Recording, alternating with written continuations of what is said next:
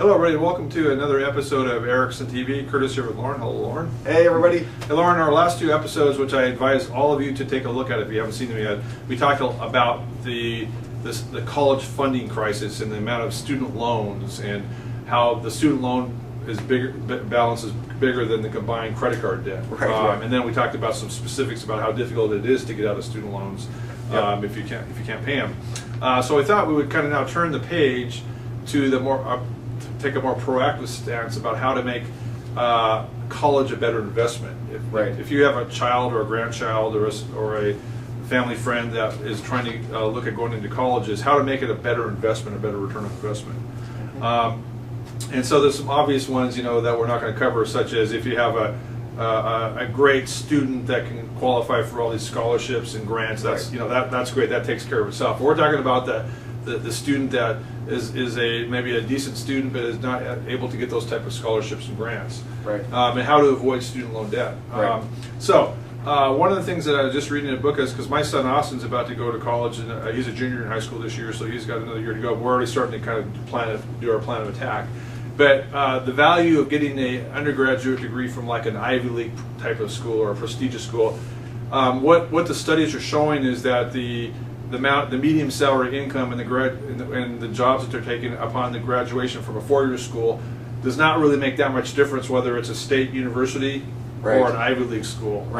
It's more important that you graduate. That's the key. Determine. So. Yeah, and I want to just real quick say the way they did that study is they looked at people who had been accepted to Ivy League colleges, and they followed the people who went to Ivy League colleges, and then they followed the people who just went to state universities. And basically, if you were good enough to get accepted to an Ivy League college, it didn't actually matter whether you went to one or not. Right. The earnings were very, very similar. It can be different if you're going for very specialized graduate school instruction, but for undergraduate schools, and especially for the really expensive universities that aren't Ivy League schools but are just really costly, it's not really paying off for people. Right. At least in strictly economic terms, you're not getting a return on that investment. Right.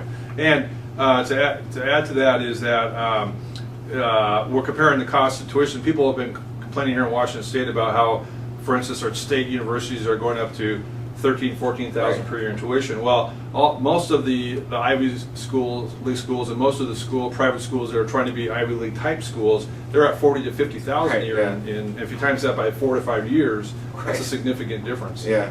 It is. And then to take it to more extreme view, and this is what I did, is because I was able to get a basketball scholarship at a junior college. So I went to junior college the first 2 years, and then went over to a four-year state school. So I was able to come out of school with very little student loan debt. Right. What was your experience? Well, yeah, I also went to community college, and I think that community college is especially a good idea if you're dealing with a student who really doesn't know what they want to do. I think it's a really bad idea to just go into a ton of debt to get an education, and you don't even really want to know what you want to do in the real world, because then you go out into the world and then you decide, well, maybe I didn't really want this education. Education is a lot more effective if you have experience, and then you go to school and learn based on that experience. I was also somebody who went out into the real world and did all kinds of things before I finally went back and finished my education. And it changed the way I looked at education a lot. I didn't just look at it the way I had looked at high school, which was, oh, I have to be here. Right. You have the perspective of a specific goal because exactly. Like, yeah. And I think that I worked a lot harder than most of the people who were just sort of there as an extension of their public school experience, which seemed to just sort of be, well, I'm just kind of doing this because I have to. If you go into debt, you're going into a lot of debt to do something just because you have to. Right. And I think right now what's going on currently to finish this episode is there's a lot of pressure for parents to encourage their child to go to college at a supposedly prestigious college because there's such a scary job market out there. Yeah, and I think that job market doesn't get any less scarier just because you're in debt. Right. And in fact, I think it becomes more difficult and more of a high pressure situation. I think that for a lot of people, there's another element that they want that status of going to a high-ranking school or something. I'm only saying that in purely economic terms, that isn't always all that valuable. Okay. If you'd like some of my consultation to talk about this in your specific situation, please contact either Lauren or myself at Erickson Wealth Tax Management. Thank you very much. We'll see you next time. Bye now. See you next time.